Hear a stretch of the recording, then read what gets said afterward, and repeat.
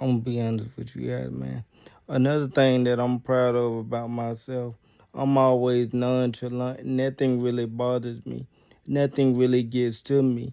And having the condition I have and the situation that I was born into, you have to learn to be calm.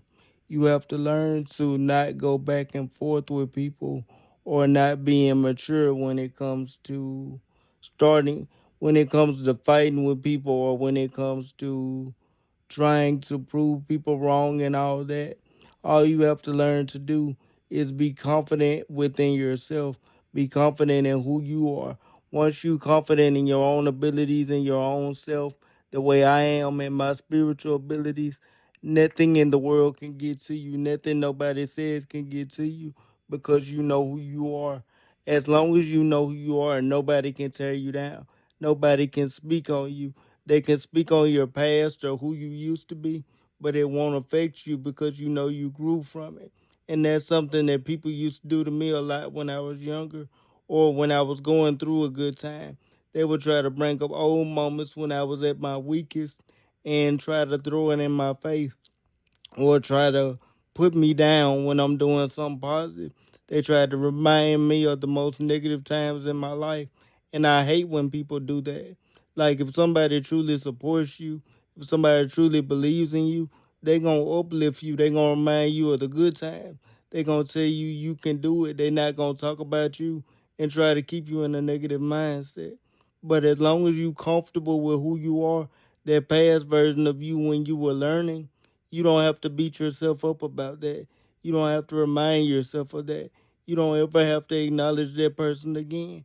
But you can acknowledge it, yes, that's who you were, but that's part of who you were to get you to where you are today.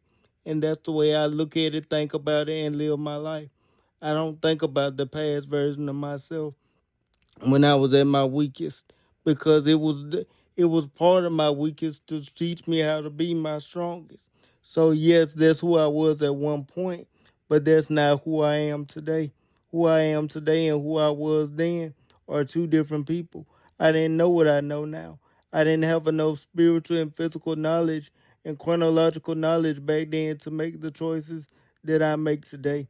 And I'm happier today than I am back then because I know how strong I am now. I know how spiritually gifted I am now. And I know exactly what I can do now. And I encourage the rest of the world to get like that. Don't let people harp on your past.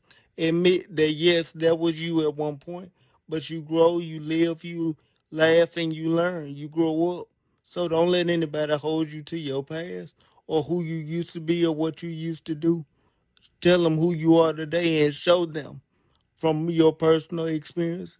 It's what I do every day and learn how, and that's how I learn to get over people that try to throw my past in my face or what I used to be or how I used to think or how I used to move in my opinion, but that's just my opinion from my personal spiritual experience though.